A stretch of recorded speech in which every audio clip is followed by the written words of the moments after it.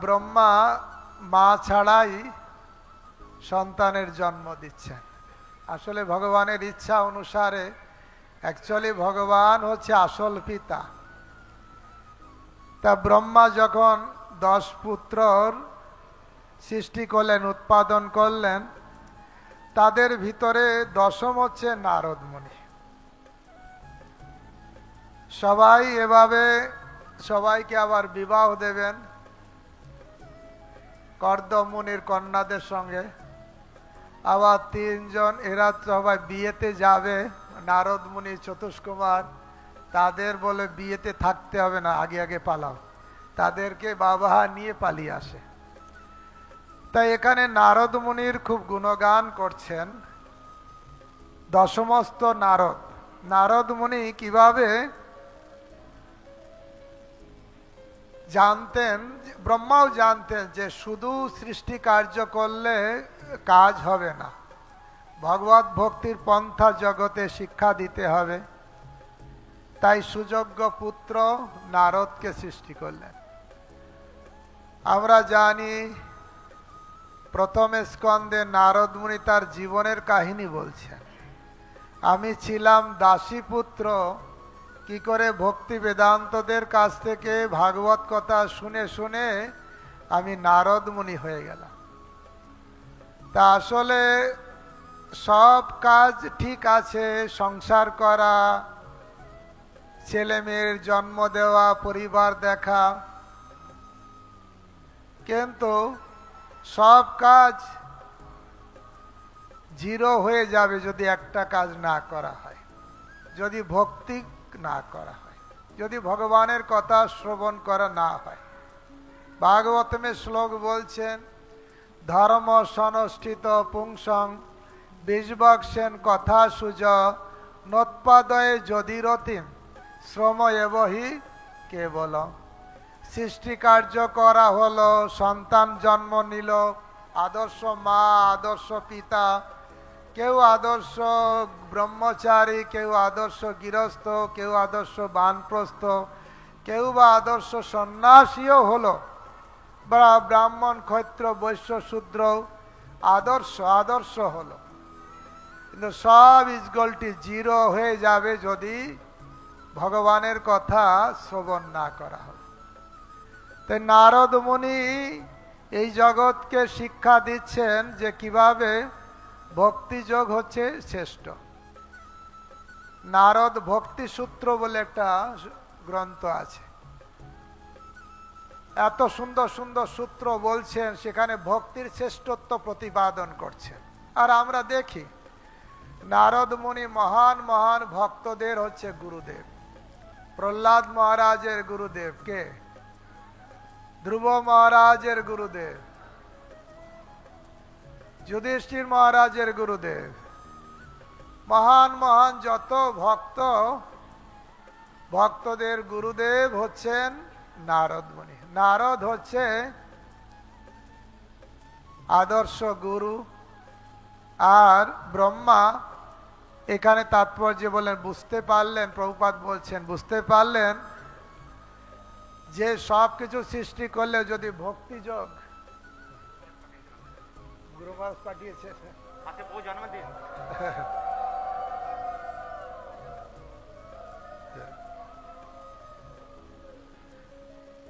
গুরু মহারাজের অশেষ কৃপা।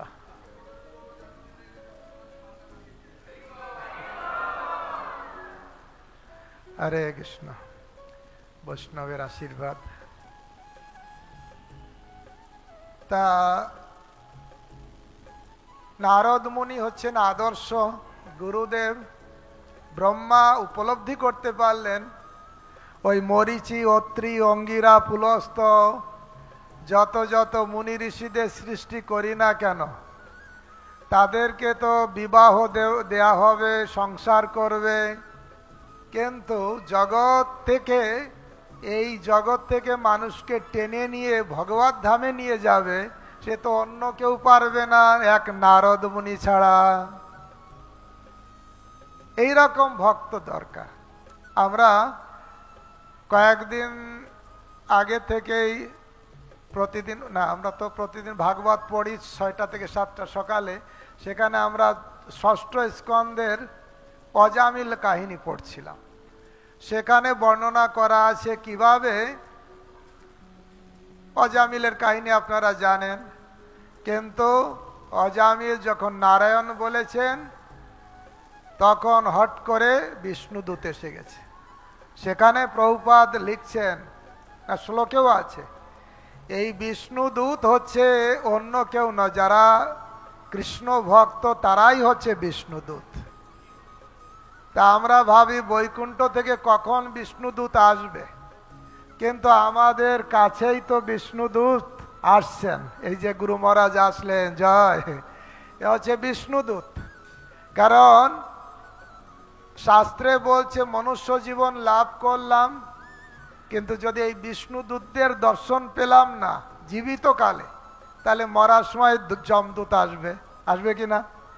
বিষ্ণুদূতদের দেখেও যদি তাদের আশ্রয় নিলাম না, তাহলে তাকে যমদূত তো আসবে। আমাদের সুরসেন প্রভু বলেন, হয় যমদূত আসবে, হয় আসবে যমদূত, না হলে হতে হবে মন্দা ভূত। এটা বলেন। তা আসলে শাস্ত্রে বর্ণনা করা আছে, দুর্লভ মানুষ জন্ম দেহিনাম ক্ষণভঙ্গুর। এই দুর্লভ মনুষ্য জীবন, দেহ হচ্ছে ক্ষণভঙ্গুর। তত্রাপি দুর্লভ মন্যে, তার থেকেও দুর্লভ আর একটা জিনিস কি? বৈকুণ্ঠ প্রিয় দর্শনম। যারা বৈকুণ্ঠ পথের যাত্রী, গোলক বৃন্দাবনের যাত্রী, এই শুদ্ধ ভক্ত, আচার্যরা, ইস্কনের আচার্যবর্গ বা শুদ্ধ ভক্ত ছিল প্রভুপাদ, এনারা হচ্ছেন বৈকুণ্ঠ দূত। শাস্ত্রে বলছে, অনেক সময় সাধুরা যখন কথা বলে, বলেন এটা বৈকুণ্ঠ বার্তা।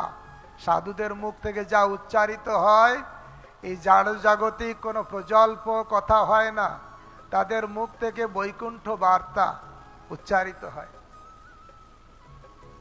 একবার ভক্তি না ছিল প্রভুপাদকে, ওনার শিষ্যরা জিজ্ঞাসা করছিলেন, প্রভুপাদ আপনি একটু আপনার গুরুদেব সম্পর্কে একটু বলুন। বলছে, আমি কি বলবো, আমার গুরুদেব হচ্ছে বৈকুণ্ঠ দূত, তিনি বৈকুণ্ঠ দূত, ওনার কথা আর কি বলবো, বলতে বলতে কান্না করছেন। তা আসলে এই জড়জগতে দুর্লভ হচ্ছে সাধু সঙ্গ লাভ করা। চৈতন্য চরিতামৃতের মধ্যলীলার 22 অধ্যায়, যেখানে মহাপ্রভু সনাতন গোস্বামীকে অবিদেয় তত্ত্ব বিশ্লেষণ করছেন, তখন বলছেন এই জগৎ থেকে, এই জগতে 2 প্রকারের জীব আছে, নিত্যবদ্ধ আর নিত্য মুক্ত।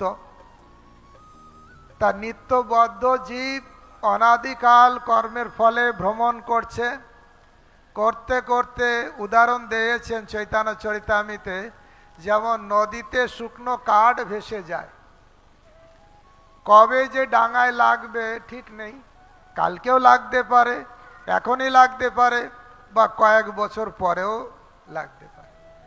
ঠিক সেরকম বলছে এই ব্রহ্মাণ্ডে আমরা আছি, আমরা ভ্রমণ করতে থাকি, স্রোত নদীর স্রোতে যেমন ভেসে যায়, আমরাও ভাসছি, উপরে যাচ্ছি, নিচে আসছি, কভু স্বর্গে উঠায়, কভু নরকে ডুবায়, দণ্ডজনে রাজা যেন নদীতে চুবায়। আবার বলছেন শাস্ত্রে যে পিশাচি পাইলে যেন মতিচ্ছন্ন হয়, মায়াগ্রস্ত জীবের হয় সে ভাব উদয়। এই জড় জগতে আমরা মায়াবদ্ধ হয়ে আছি, এই অবস্থাটা একটা পিশাচি পাওয়ার মতো।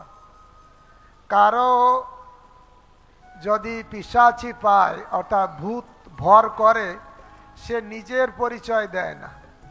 10 বছর আগে কেউ সুইসাইড করেছিল, ভূত হয়ে ঘুরে বেড়াচ্ছে, ওর ঘাড়ে যেহেতু ওটে চেপেছে, তাকে প্রশ্ন করলে সেই ভূতের পরিচয় দেয়, আমার নাম অমুক, কোথায় থাকো, তাল গাছে থাকি, কি খাও, মাছ ধরে ধরে খাই। তো এই জগতে আমরা আমাদের মায়া ভূত পেয়েছে, এই জন্য আমরা পরিচয় দিই, আমি কর্তা, আমি ভোক্তা, আমি মালিক, আমি অমুক, আমি তমুক। এসব ভূতের পরিচয়। শুনতে খারাপ লাগতে পারে, কিন্তু আসলে ভূতের পরিচয়। মহাপ্রভু সনাতন গোস্বামীকে শিক্ষা দিচ্ছেন, জীবের স্বরূপ হয় কৃষ্ণের নিত্য দাস, কৃষ্ণের তটস্থা শক্তি, ভেদ অভেদ প্রকাশ। জীবের স্বরূপ হচ্ছে কৃষ্ণের দাসত্ব, কিন্তু এটা ভুলে গেছে।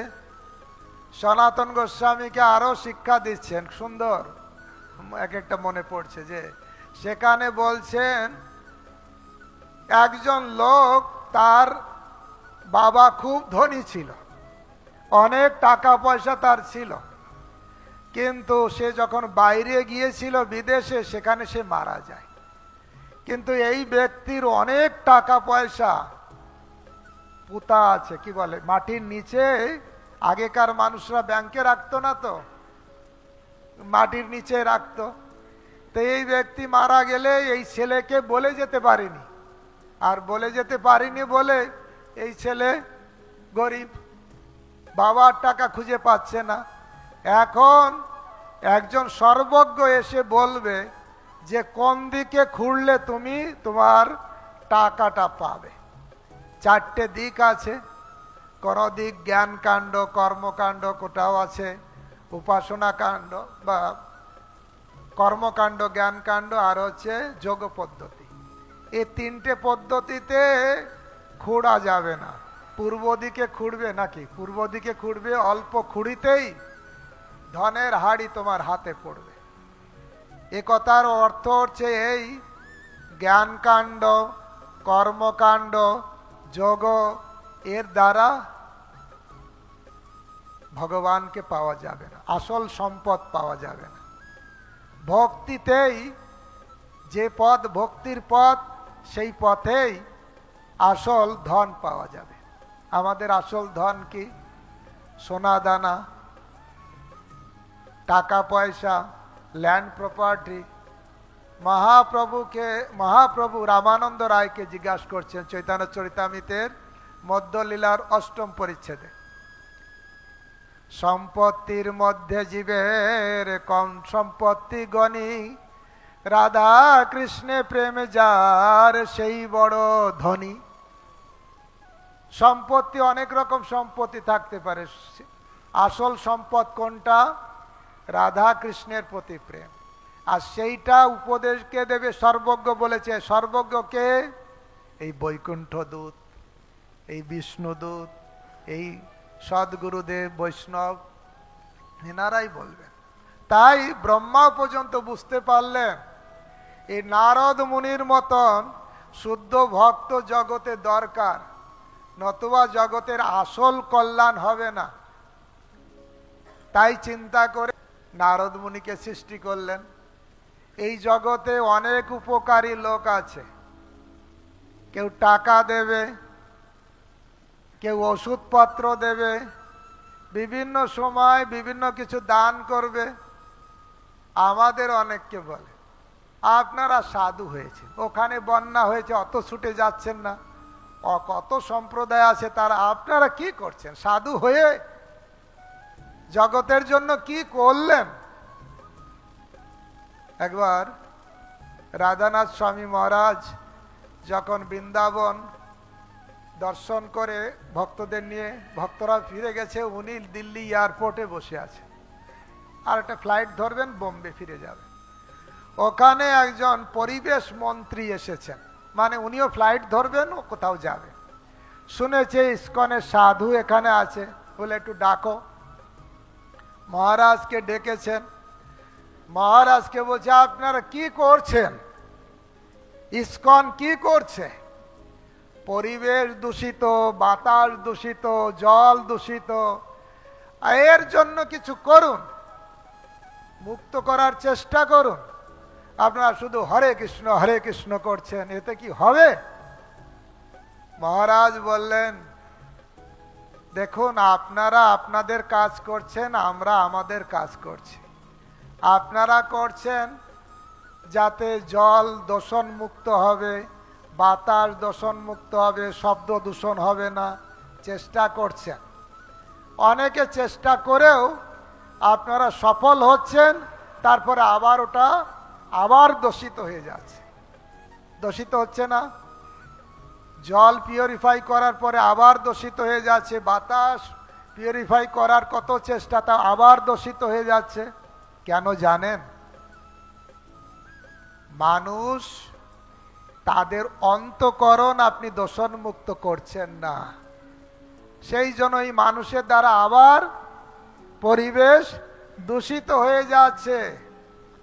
তাই বাইরে যেটা দূষণ, এটা মুক্ত করে আসল দূষণ মুক্ত করা যাবে না পরিবেশকে।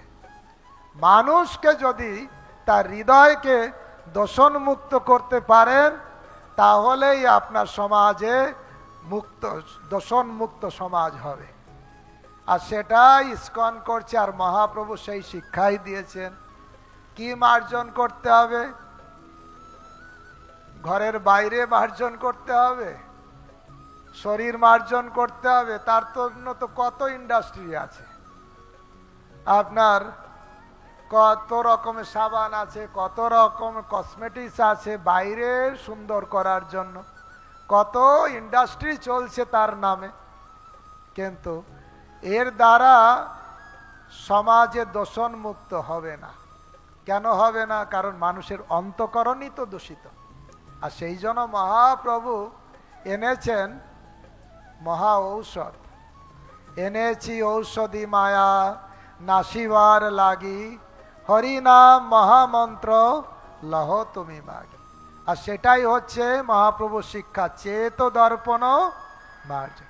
চেতনারূপ দর্পণ আগে মার্জিত হোক, সব কিছু পরিষ্কার হয়ে যাবে, সব ক্লিয়ার হয়ে যাবে। মানুষে মানুষে মারামারি, এক জায়গায় অ্যাটম বোম আর এক জায়গায় অ্যাটম বোম, একজন আরেকজনকে ফিট করে রেখেছে।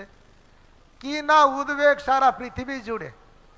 প্রভুপাদ বলছিলেন জাতিসংঘ করা হয়েছে, ইউনাইটেড নেশন করা হয়েছে দেশকে ইউনাইট করার জন্য।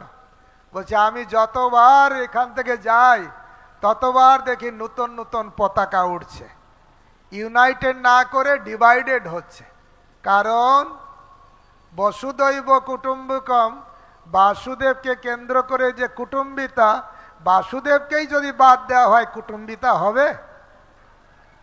ভাই বোনকে ভালোবাসবো আর বাবাকে খেতে দেব না, হবে?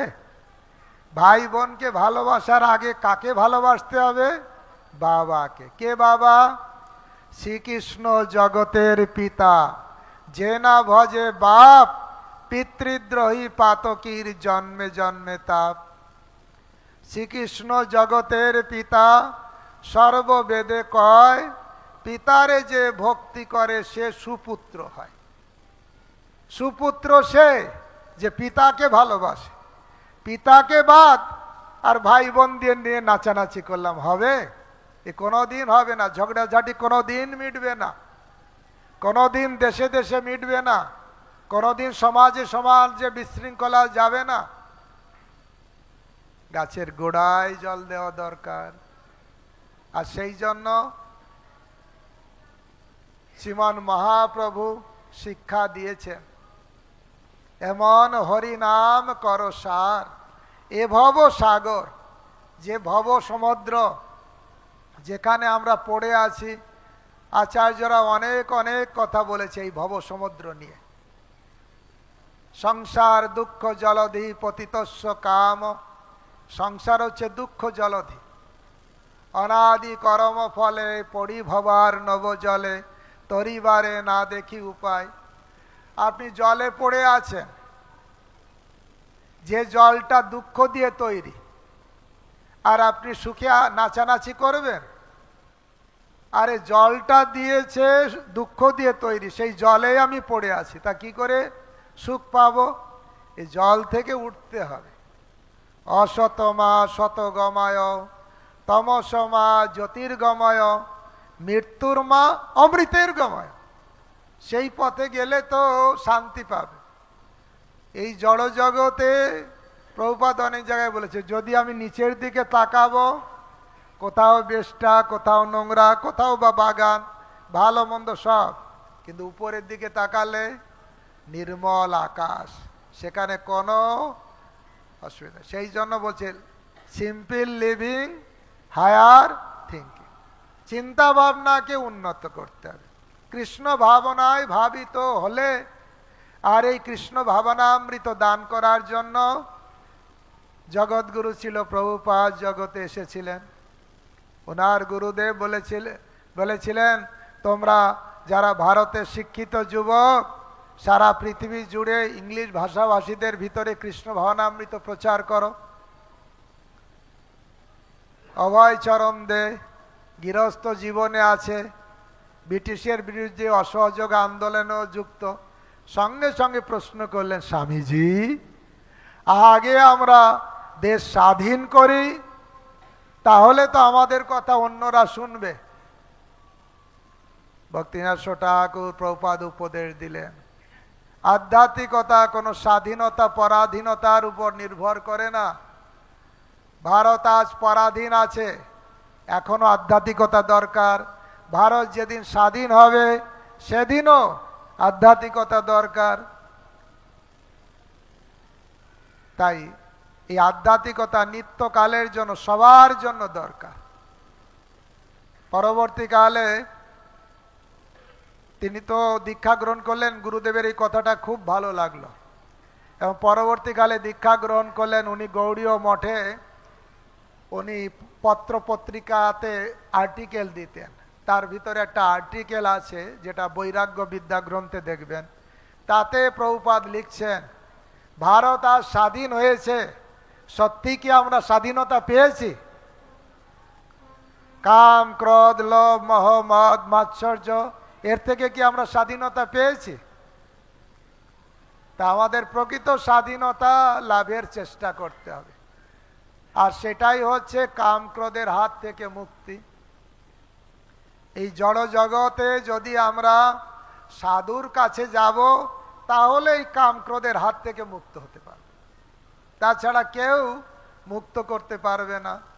নরোত্তম দাস ঠাকুর তার প্রেম ভক্তি চন্দ্রিকায় লিখছেন, কি বা করিতে পারে কাম ক্রোধ সাধকের, যদি হয় সাধুজনার সঙ্গ। যদি সাধুজনার সঙ্গ হয় তাহলে কাম ক্রোধ কি করবে? Don't care. যার দ্বারা আমরা নিষ্পেষিত হই। ব্রিটিশরা তো নিষ্পেষণ করছে না, কিন্তু আমাদের মনের ভিতরে তো রাজত্ব অন্য কেউ করছে, এর জন্যই তো কষ্ট পাচ্ছি। আমি ভাগবতে দেখছিলাম, সেখানে হ্যাঁ, যখন প্রচেতারা তপস্যা করে উপরে উঠে এসেছে, তখন দেখছেন বাবা তো প্রাচীন পরিষদ, উনি তো নারদ মুনির উপদেশ পেয়ে উনিও ছেলেরা ফিরে আসার আগেই বানপ্রস্থ নিয়ে চলে গেছে। কোনো অপেক্ষা করিনি, ছেলে আসবে রাজ্যভার দেব, কোনো কর্তব্য কর্মের দ্বারা প্রভাবিত না হয়ে ওই যারা ছিল তাদের উপর দায়িত্ব দিয়ে চলে গেছে। প্রচেতারা জল থেকে উঠে এসে দেখছে এত সব গাছপালা হয়ে গেছে। তখন উনি কি করছেন? রেগে গেছেন। ওনারা রেগে গেছে, রেগে যেয়ে কেটে ফেলছে, আগুন ধরিয়ে দিচ্ছে, গাছপালা নষ্ট করছে। তখন সোমদেব উনি এসে উপদেশ দিলেন। ওখানে প্রভুপাদ তাৎপর্য বলছে, যদি আদর্শ রাজার কর্তব্য, মানে সোমদেব সুন্দর সুন্দর উপদেশ দিচ্ছেন, রাজার কর্তব্য সবাইকে রক্ষা করা, হ্যাঁ, মানুষকে তো রক্ষা করা, পশু পাখিদের রক্ষা করা, এমনকি গাছকেও রক্ষা করা হচ্ছে রাজার দায়িত্ব। ওখানে প্রভুপাদ তাৎপর্য লিখছেন, জগতে যখন আদর্শ রাজা থাকে তখন প্রজারা খুব শান্তিতে থাকে, মারামারি হয় না, কাটাকাটি হয় না, যাকে তাকে জেলখানায় ঢুকায় না। আদর্শ রাজা যদি থাকে, সাধুর উপর অত্যাচার হয় না। কিন্তু যখন রাজা ঠিক না থাকে তখন তো সবাই কষ্ট পায়, পায় কি না? ঠিক সেরকম আমাদের এই কোনো দেশের কথা বাদ দিন, বিশ্বের কথা বাদ দিন, আমাদের তো ভিতরে একটা রাজ্য আছে, আছে কি না? এই হৃদয় রাজ্যে আছে কি না? এই হৃদয় রাজ্যে যদি খারাপ রাজা রাজ্য করে তাহলে কি হবে? চোর ডাকা সব ভর্তি হয়ে থাকবে, কাম ক্রোধ ভর্তি হয়ে থাকবে। তো এখানে যদি রাজা শক্তিশালী হয় তাহলে হৃদয় থেকে সব চোর ডাকাত, যেমন কোনো রাজ্যে ভালো রাজা নেই, হঠাৎ একটা ভালো শক্তিশালী রাজা এসে বসলো, তখন চোর ডাকাতগুলো কি করে? দৌড়িয়ে পালায়। তা আমাদের হৃদয়ে ভগবান যদি রাজ্য করে তাহলে দেখবেন কাম ক্রোধ চোর ডাকাত এগুলো পালিয়ে যাবে। কিন্তু দুর্ভাগ্য, আমার মতন যারা অধম, তাদের হৃদয়ে রাজ্য করছে এই চোর ডাকাতরা। কারা? কাম ক্রোধ লোভ মোহ মদ মাৎসর্য। আর এর থেকে রক্ষা পেতে গেলে আর কিছু না বলিয়া বৈষ্ণবের নাম লইয়া ফুকারিয়া ডাকো উচ্চরায়। রঘুনাথ দাস গোস্বামী তার মনশিক্ষায় লিখছেন, কাম ক্রোধ লোভ মোহ মদ মাৎসর্যতা সহ জীবে হৃদয় পথে বসি, অসৎ চেষ্টা রজ্জু ফাঁসে, পথিকের ধর্ম নাশে, প্রাণ লয়ে করে কষাকষি। ব্যাপারটা হচ্ছে এরকম, কোনো ব্যক্তি ব্যবসা বাণিজ্য করে বিদেশে অনেক টাকা জোগাড় করেছে, জোগাড় করে ওই টাকা নিয়ে বাড়িতে যাচ্ছে, আর রাস্তায় 6 জন ডাকাত অ্যাটাক করেছে। একা আছে রাস্তায়, তাকে একদম ধরে ফেলেছে, অস্ত্র শস্ত্র আছে, ডাকাত একদম আক্রমণ করেছে। সেই লোকটা কি করে বাঁচতে পারে? সেই লোকটা কি করে রক্ষা পেতে পারে? সে যদি এই 6 জনের সঙ্গে যুদ্ধ করবে, পারবে না, একা, আর ওরা 6 জন, ওরা অস্ত্র শস্ত্র নিয়ে আছে। একটা কাজ করলেই রক্ষা পেতে পারে, চিৎকার করে যদি ডাকে, কেউ রক্ষা করো রক্ষা করো, আর এই আওয়াজ যদি আশেপাশে কারো কানে যাবে, তারা যদি দৌড়ে আসবে, তাহলে তার সম্পদ সুরক্ষিত রাখতে পারবে, তাই কি না? একটাই উপায়। ঠিক সেই রকম আচার্যরা বলছেন, এই রকম যখন কাম ক্রোধ আক্রমণ করেছেন, বাটপাট 6 জন দিয়া গলে করিল বন্ধন, প্রাণ বায়ু গত প্রায়, রূপ রঘুনাথ হায়, কর ভক্তি বিনোদে রক্ষণ। এই 6 জন ডাকাত গলায় ফাঁস লাগিয়েছে। এখন আমি চিৎকার করে করে বলছি, হে রূপ গোস্বামী, হে সনাতন গোস্বামী, হে প্রভুপাদ, হে গুরুদেব, বৈষ্ণবের নাম ধরে ধরে ডাকতে হবে। যখন এরা আক্রমণ করে তখন এই বৈষ্ণবদের নাম ধরে ডাকলে সব চলে যাবে। এই জন্য নরোত্তম দাস ঠাকুরও বলছেন, কি বা করিতে পারে কাম ক্রোধ সাধকেরে, যদি হয় সাধুজনার সঙ্গ। তাই এই জগতে আসল স্বাধীনতা, আসল উপকার কে করতে পারে? হচ্ছে সাধু। তারাই হচ্ছে বৈকুণ্ঠ দূত, তারাই হচ্ছে ভগবানের নিজজন। আর তাদের কৃপা হলে ভগবানের কৃপা সহজেই হয়ে যাবে। যস্য প্রসাদাৎ ভগবৎ প্রসাদ, যস্য প্রসাদান ন গতিকুত হপি। যাদের কৃপা ছাড়া কোনো উপায় নেই। কৃষ্ণ ভজন করবেন, কৃষ্ণ যদি রুষ্ট হয়ে যায়, কে রক্ষা করবে? কৃষ্ণ রুষ্ট হলে গুরু রাখিবারে পারে, গুরু রুষ্ট হলে কৃষ্ণ রাখি পারে। যদি কৃষ্ণ কোনো কারণে রুষ্ট হয়, গুরুদেব কৃপা করুন, আর গুরুদেব যে বলবে, না এ আমার ভক্ত, একে ক্ষমা করে দেবে, দিয়ে দেবে। কত মহাপ্রভুর লীলাতে কত প্রমাণ আছে, বৈষ্ণবের সঙ্গে কোনো না কোনো ভাবে রিলেটেড আছে। মহাপ্রভু তাকে ক্ষমা করে দিয়েছেন। কয়েকটা মনে পড়ে, 2-1টা বলি। মহাপ্রভু পুরী ধামে ছিলেন। শিবানন্দ সেন প্রতি বছরই ভক্তদের নিয়ে যেতেন, আর ওই বছর নিত্যানন্দ প্রভু সঙ্গে যাচ্ছিলেন। আর নদী পারাপার করতে সময় লাগে, টাকা পয়সা মিটাতে শিবানন্দ সেন একাই টাকা পয়সা মিটান, থাকার ব্যবস্থা সব কিছু উনি করেন। আমরা ট্যুর নিয়ে যাই, টাকা নেই, কিন্তু উনি কোনো টাকা নিতেন না, টাকা আরো দিতেন। তা এই হচ্ছে। তা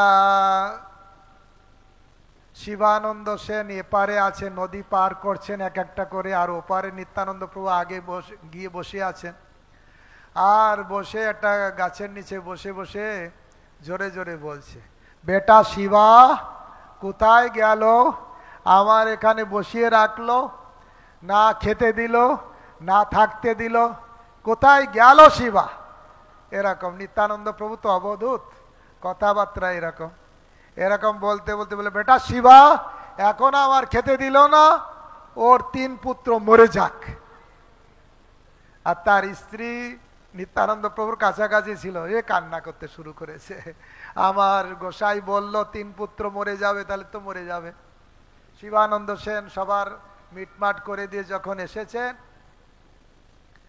তখন তার স্ত্রী কান্না করছে, গোসাই বলেছে আমাদের 3 পুত্র মরে যাক।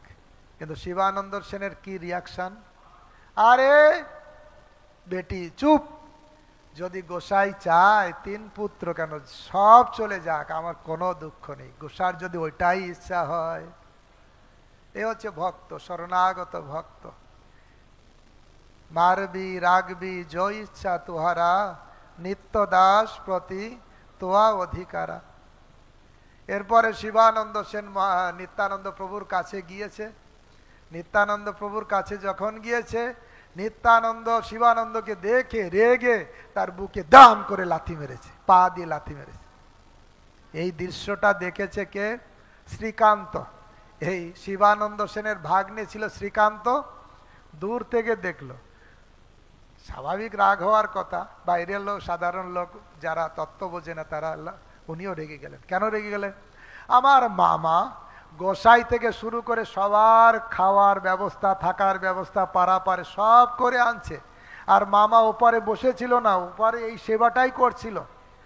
আর এমন গোসাই, আমার মামা আসলো আর বুকে লাথি মারলো, এর দলে আমি আর থাকবোই না। আর রাগ করে চলে গেল। ভালো কাজ করলো না খারাপ কাজ করলো? খারাপ কাজ করলো। নিত্যানন্দ প্রভুকে না বুঝে, কিন্তু শিবানন্দ সেনের বুকে যখন লাথি মেরেছে, শিবানন্দ সেন উঠে নাচতে শুরু করেছে, হরি বল হরি বল হরি বল।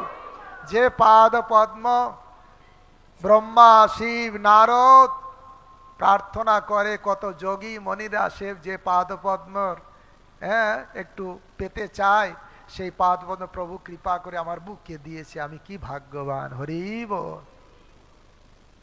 শিবানন্দ সেনের ভাগ্নে শ্রীকান্ত ও এই কাজটা ঠিক করলো না, আর সবাইকে ছেড়েও একা একা চলে গেল মহাপ্রভুর কাছে। মহাপ্রভুর কাছে যে প্রণাম করছে, গোবিন্দ বলছেন, আরে শ্রীকান্ত পেটাঙ্গি উতরাও। পেটাঙ্গি, পেটাঙ্গি মানে জামা খোলো আগে।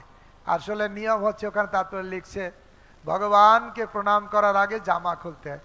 আমরা তো করি না, কিন্তু পূজারীরা জামা খুলে ওখানে যান, যা কিছু। তা মহাপ্রভু যারে রে গোবিন্দ, ওকে কিছু বলো না, ও মনে দুঃখ পেয়ে এসেছে।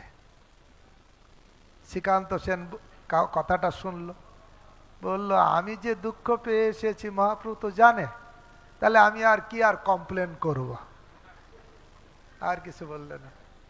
কিন্তু এখানে আচার্যরা সিদ্ধান্ত করছেন, কেউ যদি নিত্যানন্দ প্রতি একটুও বিরূপ হয়, মহাপ্রভু তাকে অ্যাকসেপ্ট করেন না। আছে না চৈতন্য ভাগবতে কথা, যে নিত্যানন্দ প্রভুর প্রতি একটুও বিরূপ, সে আমার কৃপা পাবে না। একবার তো একজন নবদ্বীপের ভক্ত একদম পুরী ধামে চলে গেছে কমপ্লেন করতে, কার কাছে? মহাপ্রভুর কাছে। মহাপ্রভু সহপাঠী ছিল। যে বলছে এই নিত্যানন্দকে কে সাধু বলে? এ যার তার বাড়িতে যায়, যার তার হাতে খায়, কোনো নিয়ম কানুন নেই, সোনা দানা পড়ে আছে, এ কে একে সাধু বলে? সাধু মানে এ আবার কাঁসার পাত্রে খায়, কেউ সব কিছু বলছে। মহাপ্রভু বলে চুপ চুপ, শোনো, বৈষ্ণবের ক্রিয়া মুদ্রা বিজ্ঞেও না বোঝায়। তখন উনি উদাহরণ দিলেন, এই মহাজনের দোষ দেখতে নেই। যেমন এই মরীচির পুত্রগণ ব্রহ্মার দোষ দেখেছিল, কত জন্ম জন্ম তাদের কষ্ট পেতে হচ্ছে, হ্যাঁ, কংস তাকে মারছে, করছে সব। এই জন্য বৈষ্ণবের ক্রিয়া মুদ্রা বিজ্ঞেও না বোঝায়। জানো না উনি উন্নত স্তরে। তা আসলে এরকম দেখা যায়, যদি কেউ অপরাধও করে কিন্তু বৈষ্ণবের সঙ্গে কানেক্টেড আছে, মহাপ্রভু কেন ওনাকে অ্যাকসেপ্ট করলেন? শ্রীকান্তকে কার ভাগ্নে? শিবানন্দ সেনের ভাগ্নে। শাস্ত্রে বলছে এই রকম বৈষ্ণবের সঙ্গে কোনো কানেক্টেড থাকলেই, শিবাস ঠাকুরকে মহাপ্রভু দর্শন দিলেন।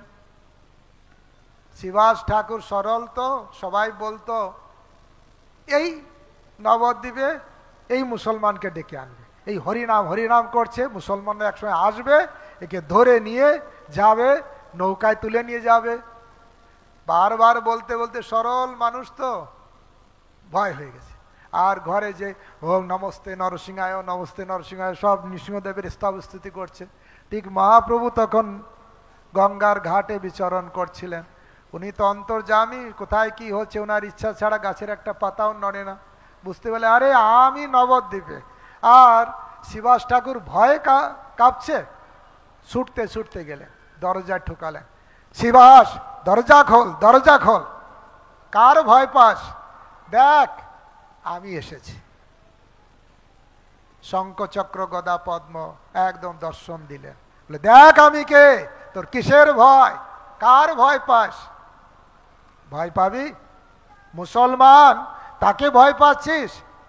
আরে আমি যদি কাউকে কিছু বলাই, সেও তো কিছু বলে। আমি যদি কাউকে কিছু করতে বলি, সেই তখন কিছু করে। আমি যদি ওই নবাবকে কিছু করতেই অর্ডার দেব না, সে কিছু করবে? আমি যদি তাকে কিছু বলতেই অর্ডার দেব না, সে বলবে? কার ক্ষমতা আছে? কারো ক্ষমতা নেই, আমার ইচ্ছায় সবাই কাজ করে। ঠিক আছে শিবাস, তোর যদি ভয় হয়, মুসলমান যদি আসে ধরে নিতে, আমি প্রথমে নৌকায় উঠব, আমি নৌকায় উঠব, আমি নবাবের কাছে যাব, যে বলে নবাব আপনার কাজী মৌলবী সবাইকে ডাকুন, আর আপনার হাতি ঘোড়া যারা আছে তাদেরকে একটু আপনাদের ভগবানের নাম বললে, আল্লাহর নাম বলে তাদেরকে একটু কাঁদাতে বলুন তো। তারা মৌলবীরা আসবে, অন্যরা আসবে, কিন্তু তারা পারবে না। এই কথাটা মহাপ্রভু শিবাস ঠাকুরকে বলছেন, ভয় করো না। তখন আবার বলছে তোকে, ওরা তো পারবে না, কাঁদাতে পারবে না। তখন আমি বলবো নবাব এবার আমার কাছে আপনার হাতি ঘোড়া সবাইকে নিয়ে আসুন, আমার কাছে নিয়ে আসবে। আর আমি সবাইকে বলবো বলো হরে কৃষ্ণ, আর হরে কৃষ্ণ বলার সঙ্গে সঙ্গে সব হাতি ঘোড়া সবাই কান্না করবে। তোর বিশ্বাস হয় শিবাস? বিশ্বাস হয় না? দেখো এখনই প্রমাণ করে দেখাচ্ছে। এই নারায়ণী, 4 বছরের মেয়ে নারায়ণী, ভ্রাতুষ্পুত্র শিবাস ঠাকুরের, একটু কৃষ্ণ নাম করে কান্না করো তো। সঙ্গে সঙ্গে ছোট বাচ্চা মেয়ে সে একদম চোখে জল কান্না করছে কৃষ্ণ নাম করে। দেখো আমি পারি কিনা। আমার এই রূপ তুমি দেখলে, শুধু তুমি না, তোমার ঘরে যত চাকর বাকর আছে সবাইকে ডাকো, আমার রূপ দেখো, হরিব। চাকর বাকররা মঙ্গল আরতি করে কিনা, 16 মালা জপ করে কিনা, কোনো ঠিক আছে? কিন্তু মহাপ্রভু বলছে তোমার ঘরের চাকর ডাকো। আরে শিবাসের ঘরে একজন মুসলমান দর্জি ছিল, সেও দেখা পেয়ে গেল, মহাপ্রভুর রূপ দেখেছে। তাই আচার্যরা বলছেন, যদি হইতাম বৈষ্ণব ঘরের কুকুর, প্রসাদ দিয়ে তরাইতেন বৈষ্ণব ঠাকুর। তাই জগতে বৈষ্ণবের উপস্থিতি, সাধুর উপস্থিতি বিশেষ দরকার। আর ওনারাই পারেন এই জড় জগৎ থেকে মানুষকে মুক্ত করতে। প্রভুপাদ তার বৃন্দাবন গুরুদেবের মহিমা অষ্টকে লিখেছেন, বৈশিষ্ট্য অষ্টকে লিখেছেন, তোমার কৃপায় হয় পাপীরা ভকত। পাপী দুরাচারী তোমার কৃপা হলে তারাও ভক্ত হয়ে যায়। তাই সাধুর কৃপা হলে, যেমন মহাপ্রভু কৃপা করেছেন সারা ভারতবর্ষ জুড়ে, আর ছিল প্রভুপাদ আরও দয়ালু, আরও কৃপালু। তিনি এইটা 7 সমুদ্র 13 নদী পাড়ি দিয়ে সবার ভিতরে সেটা প্রচার করলেন, এবং তারা যারা ছিল পতিত, তারা হয়ে গেল কি পতিত পাবন। হেন গৌর দয়াময়, ছাড়ি সব লাজ ভয়, কায় মনে লহরে শরণ, পরম দুর্মতি ছিল, তারে গোরা উদ্ধারিল, তারা হইল পতিত পাবন। তাই পতিত ব্যক্তিকেও পতিত পাবন করতে পারে, সে হচ্ছে পতিত পাবন বৈষ্ণব ঠাকুর। বৈষ্ণব ঠাকুর যার দর্শনে পবিত্র হওয়া যায়। এই জন্য শাস্ত্রে বলছে নারদ মুনির বিশেষ মহিমা, এবং নারদ মুনি এই ভক্তি তত্ত্ব জগতে শিক্ষা দিলেন। এটাই হচ্ছে জীবনের শ্রেষ্ঠ কি বলে পন্থা, যে পন্থা অবলম্বন করলে আমরা এই জড় জগতের দুঃখ কষ্ট জ্বালা যন্ত্রণা থেকে ভগবানের নিত্য আনন্দময় ধাম গোলক বৃন্দাবনে ফিরে যেতে পারব। যদি সাধুদের চরণাশ্রয় গ্রহণ করি। হরে কৃষ্ণ কৃষ্ণ কৃষ্ণ হরে হরে, হরে রাম রাম রাম রাম। অনেক অনেক ধন্যবাদ।